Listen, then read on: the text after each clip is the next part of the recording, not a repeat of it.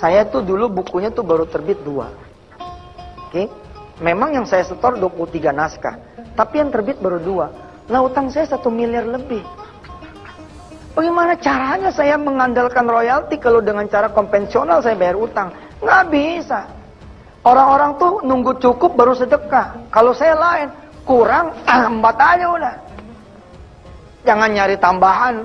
Udah aja yang kurang lewatin. Anda mau pergi haji, duitnya baru ada 7 juta, lewatin aja. Anda mau bangun rumah, saya sudah buat itu surat pernyataannya. Tahun 2003 saya sudah ketik itu surat pernyataan. Bila mana saya Yusuf Mansur bla bla bla bla bla, maka seluruh royaltinya disedekahkan ke jalan Allah. Saya udah buka itu, buka tas saya udah saya tulis, saya buka lalu saya sodorkan kepada Pak, Bapak tinggal tanda tangan. Pak Raymond bilang begini, Bapak udah yakin? Yakin, Pak.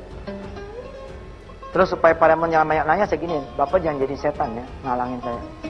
Saya gitu itu, Pak Raymond tawa. Iya Pak, saya mah cuma kasihan sama Bapak. Berarti Bapak nggak ada hak lagi. Betul, saya tidak ada hak di saya punya buku, tapi saya akan punya hak dari Allah lebih daripada buku saya. Nah ini yang kemudian terjadi sama saya semua. Pak, begitu nih kata istri saudara. Makanya Pak jangan ngaji sama Yusuf Mansur Pak. Jadi begitu otak Bapak selek. Lah gajian Pak buat orang Bapak ini gimana hidupnya? Saat itu Bapak jawab dengan gagah berani. Bapak bilang sama Allah, betul gaji Bapak memang Bapak sedekahkan buat orang lain. Tapi Allah yang akan menanggung hidup kita.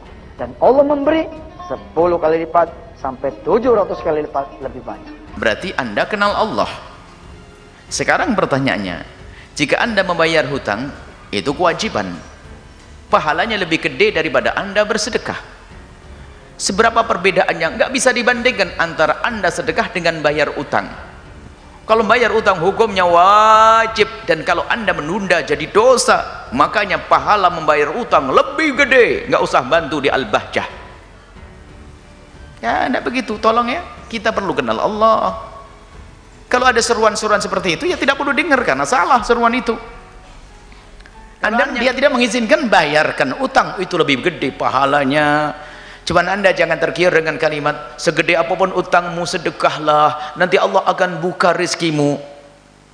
Rizki apa yang akan dibuka? Dosa yang kau buka. Utang belum beres, utang jatuh tempo kau bersedekah, bermasalah. Semua ada ilmunya.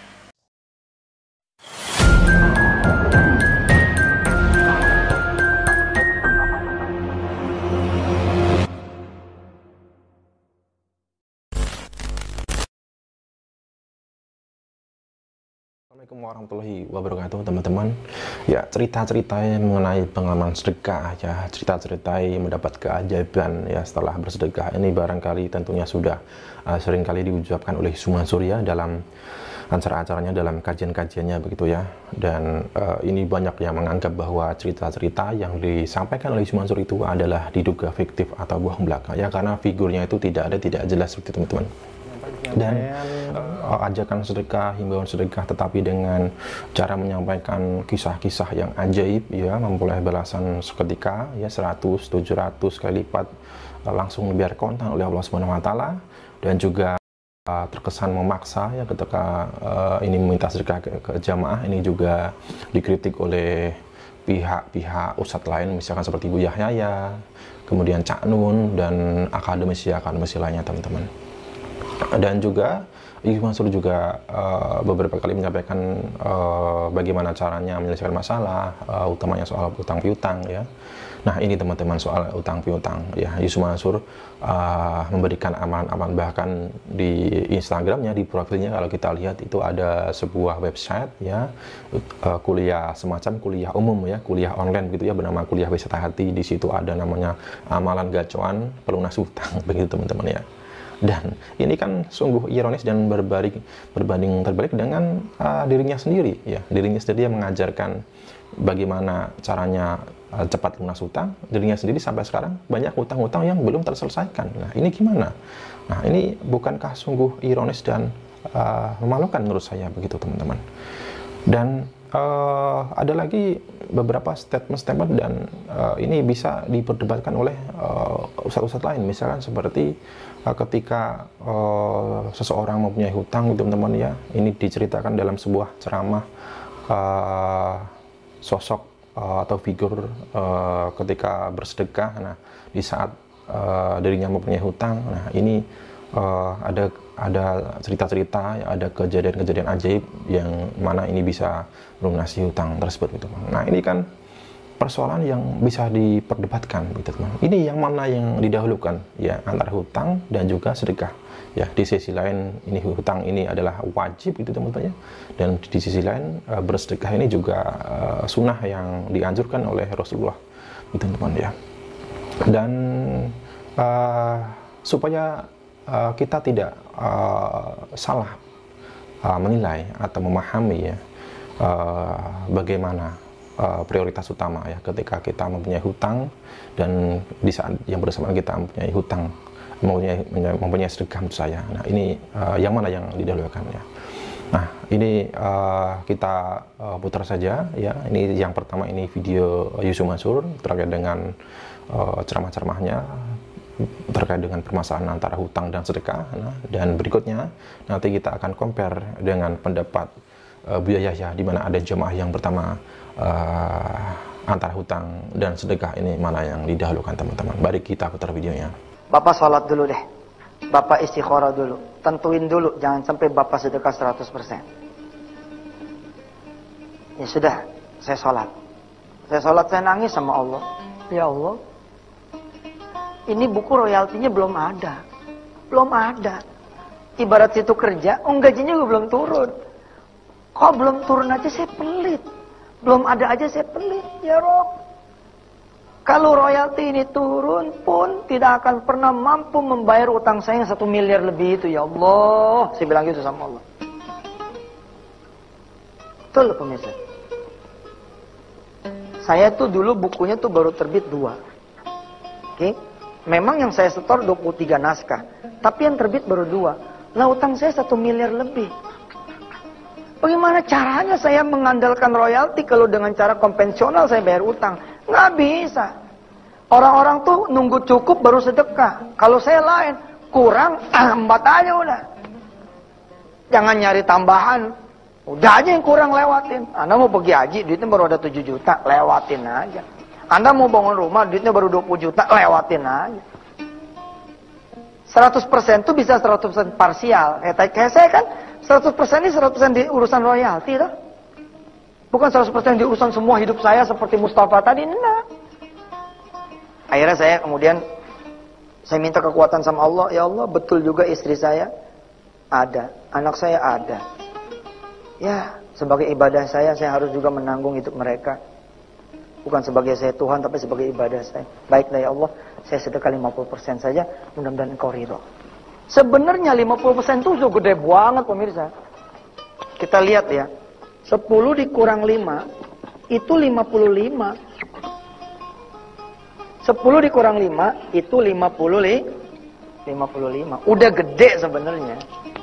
Nah, saya begitu keluar dari masjid, di tempat Zikrul Hakim ini, saya pakai sendal. Nah, sendal begitu tuh ya. Nah, 2 gitu kan. Nah, begitu keluar dari masjid, saya pakai. Begitu saya pakai sendal saya. Saya mikir, kalau saya pakai cuma sebelah, ini saya pakai sebelah gitu ya. Ini kan tidak disebut sendal. Cuma sebelah. Kalau saya 50%, wah nggak bener nih. Udah saya mah harus 100%. Saya langsung berangkat ke Paremon lagi. Lalu saya bilang sama dia begini, Pak, tolong tanda tangani. Saya sudah buat itu surat pernyataannya. Tahun 2003 saya sudah ketik itu surat pernyataan. Bila mana saya Yusuf Mansur bla bla bla bla bla, maka seluruh royaltinya disedekahkan ke jalan Allah. Saya udah buka itu, buka tas saya yang udah saya tulis, saya buka lalu saya sodorkan kepada Pak, Bapak tinggal tanda tangan. Paremon bilang begini, Bapak udah yakin? Yakin, Pak. Terus supaya Paremon jangan banyak nanya, saya gini, Bapak jangan jadi setan ya, ngalangin saya. Saya gitu ya tuh, Paremon tawa. Iya Pak, saya mah cuma kasihan sama Bapak, berarti Bapak nggak ada hak lagi. Betul, saya tidak ada hak di saya punya buku, tapi saya akan punya hak dari Allah lebih daripada buku saya. Nah ini yang kemudian terjadi sama saya, pemirsa. Pak, begitu nih kata istri saudara. Makanya Pak jangan ngaji sama Yusuf Mansur Pak, jadi begitu otak Bapak selek. Lah gajian Pak, buat orang Bapak nih gimana hidupnya? Saat itu Bapak jawab dengan gagah berani. Bapak bilang sama Allah, betul gaji Bapak memang Bapak sedekahkan buat orang lain. Tapi Allah yang akan menanggung hidup kita. Dan Allah memberi 10 kali lipat sampai 700 kali lipat lebih banyak. Hutang. Bagi yang punya hutang secara umum, bagaimana jika Anda punya hutang lalu berinfak dan bersedekah? Dan saya keyakinan kalau saya bersedekah nanti akan dibuka rezeki saya. Selama ini mungkin dia berkeyakinan seperti itu. Apakah dia baca dari sebuah bacaan atau omongan seseorang yang dia lagi ngantuk sehingga tidak sempurna dengernya, sehingga diyakini biarpun utang banyak tetap dia bersedekah, maka dengan sedekah nanti akan dibuka oleh Allah, dimudahkan semuanya. Bukan begitu, ilmunya sederhana. Jika Anda punya utang, Anda harus tahu bahwasanya di saat Anda bersedekah, Anda ingin apa? Pahala atau sanjungan dari manusia? Baik, pahala atau sanjungan dari manusia? Baik, kalau pahala berarti Anda kenal Allah. Sekarang pertanyaannya, jika Anda membayar hutang, itu kewajiban. Pahalanya lebih gede daripada Anda bersedekah. Seberapa perbedaannya? Nggak bisa dibandingkan antara Anda sedekah dengan bayar utang. Kalau bayar utang hukumnya wajib, dan kalau Anda menunda jadi dosa. Makanya pahala membayar utang lebih gede. Nggak usah bantu di Al-Bahjah. Karena Anda mendapatkan pahala, inginnya pahala, bayar utangmu. Kalau Anda kemudian setelah itu, kalau saya sedekah bagaimana? Nah, sekarang hukum sedekah infak lagi punya hutang dibedakan. Yang pertama, jika utangmu itu utang yang sudah jatuh tempo, harus kau bayar saat itu, maka di saat itu juga Anda tidak boleh bersedekah. Kalau Anda bersedekah jatuhnya haram, dosa.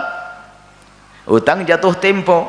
Kalau tetanggamu dengar punya utang 10 juta, anggap saja 1 juta aja dan tidak usah gede-gede. Punya utang 1 juta, hari ini seharusnya dibayar.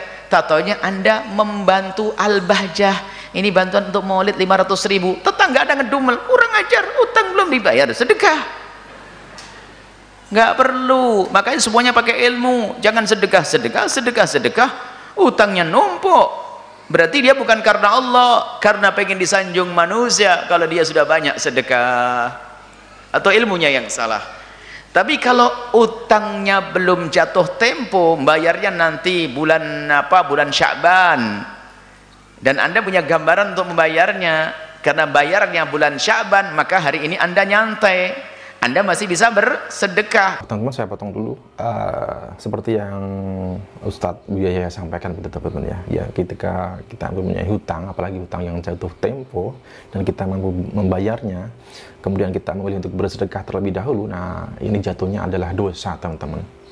Karena hutang itu adalah perkara yang wajib, itu teman ya, perkara yang mana yang memberi pinjaman kepada kita, ya, itu lebih membutuhkan, maksud saya begitu, teman-teman ya. Dan niat mereka ini adalah untuk membantu. Ya, bagaimana perasaannya ketika mereka ini di sisi lain sudah membantu kita, ya, tetapi kita sendiri ketika kita mempunyai kemampuan untuk membayarnya, kemudian kita malah mensedekahkan, ya, uang tersebut. Nah, ini tentunya akan melukai perasaan mereka, teman-teman. Dan pemohon bahwa bagaimana cara cepat atau solusi supaya permasalahan hutang ini bisa terselesaikan dengan cara bersedekah jor-joran, itu teman-teman ya. Nah, ini sudah memakan korban ya pemohon seperti ini. Misalkan seperti Bu Rita di Jogja, teman-teman. Bu Rita ini mempunyai permasalahan banyak hutang ya. Ketika di mana bertanya ya kepada Syekh Mansur dan dianjurkan untuk bersedekah ya, justru ya hutangnya tidak terbayar, hutangnya malah justru nambah banyak, dan bahkan Bu Rita ini sampai mendekam di jeruji besi ya, karena dilaporkan oleh pihak-pihak yang meminjamkan uang kepadanya, teman-teman. Nah, ini kan sungguh bahaya ya, kalau pemahaman-pemahaman seperti ini justru lebih diikuti oleh jamaah ya. Ketika jamaah lebih mempercayai bahwa ketika ada permasalahan hutang piutang ya, solusi jitu, solusi cepat, ya ini dengan bersedekah, karena nanti akan membuka pintu rezeki, karena nanti akan langsung dibayar kontan oleh Allah 10, 100, 700 kali lipat, dan nanti digunakan untuk membayar utang ya. Kalau memang seperti itu ya praktekkan sendiri oleh Yusuf Mansur gitu. Kalau memang seperti itu ya praktekkan sendiri oleh Yusuf Mansur ya. Dimana sampai saat ini banyak sekali permasalahan hutang piutang ya yang dihadapi oleh Yusuf Mansur, terutama kepada investor-investornya, kepada mantan karyawannya ya, kepada karyawan-karyawan seperti Mas Rusan, security, bahkan sekelas direktur, bahkan sampai mencapai 4 miliar gugatannya di Pengadilan Negeri Jakarta Pusat ya. Padahal Yusuf Mansur kan mampu, punya banyak aset ya, warung steak sudah mempunyai 100 cabang lebih. Kalau satu outlet ini omsetnya 500 juta, ya berapa banyak keuntungannya? Sehari saja 100-200 juta pajaknya, berapa sendiri ya keuntungannya yang dimiliki. Tentunya kan bisa digunakan untuk bayar hutang. Yang dijelaskan Ustadz Yahya benar ya. Jika menunda-nunda kewajiban bayar hutang padahal dia mampu, ini jatuhnya berdosa, dosa besar. Ya. Contohkanlah kepada umat-umat pengikut-pengikut Yusuf Mansur ini ya, supaya menjadi orang yang amanah, menjadi seorang yang tanggung jawab ya, apalagi sebagai pemilik perusahaan ya. Dan saya juga tidak tahu mengapa bisa bangkrut begitu saja, mengapa bisa collab begitu saja. Bahkan katanya kan dulu nilai transaksinya ini sampai ratusan miliar, targetnya sampai triliunan katanya ya. Bagaimana bisa bangkrut? Nah, ini kesalahan siapa ya? Keputusan untuk menjadi sponsor Liga Gedang ya, kemudian ada bocoran dugaan untuk membeli Hotel City. Nah, ini salah siapa ya? Apakah salah para karyawan? Karyawan kan hanya ya mengikuti atasan saja gitu, mengikuti alur pemilik perusahaan ya. Kalau ini kesalahan dari pemilik perusahaan, ya memang pemilik perusahaan harus bertanggung jawab, harus merelakan ya kekayaan pribadinya untuk apa? Ya untuk menggunakan kekayaan pribadinya sebagai tanggung jawab untuk membayar gaji-gaji pesangon THR kepada karyawannya, gitu teman-teman. Oke, kita lanjutkan kajian dari Buya Yahya, teman-teman ya. Jatuh tempo. Kalau belum jatuh tempo, boleh Anda bersedekah. Sudahlah wahai hamba Allah, takutlah kepada Allah, amallah, berbuatlah karena Allah, bukan pengen disanjung. Apalagi yang nyanjung manusia. Yang nyanjung adalah Allah. Yang nyanjung teman, wah hebat dermawan. Nggak tahu, utangnya gunung. Ya, enggak begitu. Tolong ya, kita perlu kenal Allah. Kalau ada seruan-seruan seperti itu, ya tidak perlu dengar, karena salah seruan itu.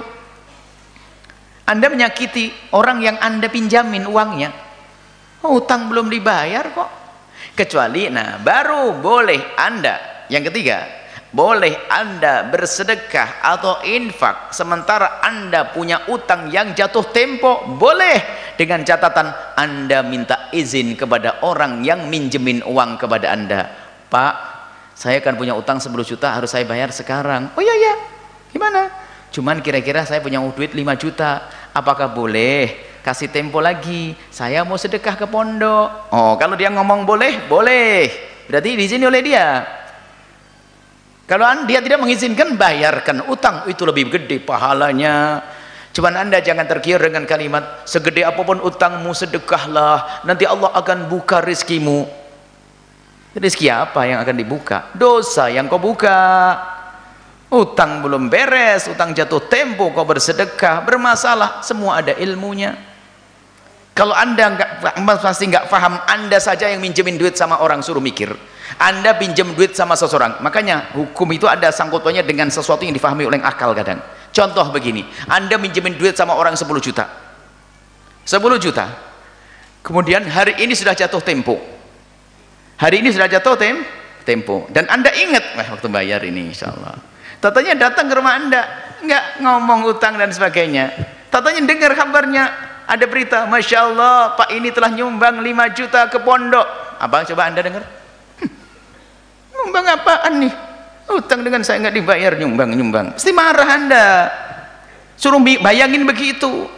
Jangan enak belas-belas bayar, nyumbang, infak. Katanya nanti utangmu akan dibayar. Siapa yang bayar?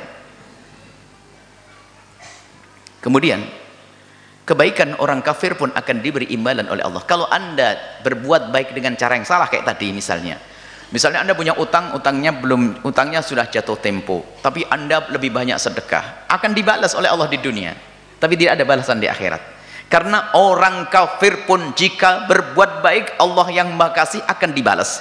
Anda pun kalau bersedekah dan infak dengan cara yang salah, Allah juga akan balas. Cuman balasannya hanya urusan dunia. Mungkin benar gara-gara Anda sedekah, infak dan sebagainya tadi, padahal utangmu banyak, sehingga engkau dikenal oleh orang, dianggap sebagai orang dermawan, lalu buat ikatan kerja, lalu Anda berhasil. Tapi Anda ketahuilah, ini adalah bisikan setan, bukan cara yang benar, bukan suatu yang terhormat. Karena apa? Anda menjalin dengan cara yang salah. Seperti orang kafir kalau berderma, bagaimana kalau ada orang kafir berbuat baik, sering berderma dan sebagainya? Oh, Allah tidak akan menyanyiakan amalnya, dia akan dibalas, cuman di dunia, nggak, akhirat nggak dapat. Teman-teman ya, ucapan budaya, jika ada orang yang mengucapkan pemahaman seperti itu, ya jangan diikuti gitu teman-teman ya. Bagaimana perasaan orang lain itu teman? Misalkan saya dalam kasus ini ya, persoalan Yusuf Mansur, banyak para investor-investornya ya, apalagi yang banyak dari kalangan bawah, maaf ya, seperti Bu Darni, Pak Suwarto gitu ya, Bu Darni bekerja sebagai TKW, kemudian Pak Suwarto bekerja sebagai tukang bangunan ya, meminta haknya sebesar 10 juta, 12 juta, 10 tahun tidak ada kabar ya. Sementara ya, Yusuf Mansur sendiri padahal mampu untuk membayar kewajibannya, membayar hutang-hutangnya, dia sendiri yang enak-enakan flexing, dia sendiri enak-enakan pamer, pajak warung steak, pamer omset warung steak, gitu teman ya, pamer punya proyek KRT. Mending ya, misalkan banyak dari kalangan investor ya menonton ya beliau memamerkan hal tersebut ya. Ibu patung usaha tabung tanah, ya Maya Vidi, Paitren, Umroh Merdeka, Batubara, ya perumahan CVK Mansur ya. Di mana ada misalkan seperti janda Ibu Nining yang sudah tua begitu teman-teman, melihat Yusuf Mansur punya kemampuan untuk bayar hutangnya, malah flexing, malah pamer-pamer, punya usaha kripto lah, punya usaha bis lah ya, 3 bis ya lumayan seperti itu. Bahkan mungkin kalau 1 bis harganya 3 miliar ya mungkin nilainya 9 miliaran. Bagaimana perasaan mereka? Enak aja. Ya, utang di saya 10 juta belum dibayar, dia enak-enakan pamer punya usaha ini, punya usaha itu. Kan ini sungguh menyakiti perasaan mereka teman-teman. Ya, saya kira sudah cukup ya, sudah cukup clear bagaimana yang didulukan, yang prioritaskan ya, bersedekah atau membayar hutang, dan ya utamanya adalah membayar hutang terlebih dahulu, karena itu merupakan kewajiban teman-teman ya. Sekali lagi silakan teman-teman bisa menilai sendiri ya, yang mana yang pas diikuti ya, ucapan Bu Yaya ya, atau ucapan Yusuf Mansur ya, bersedekah ya di saat mempunyai hutang, atau mungkin membayar hutang dulu baru bersedekah teman-teman. Oke, sekian dari saya, semoga bermanfaat. Saya Haji, terima kasih. Wassalamualaikum warahmatullahi wabarakatuh.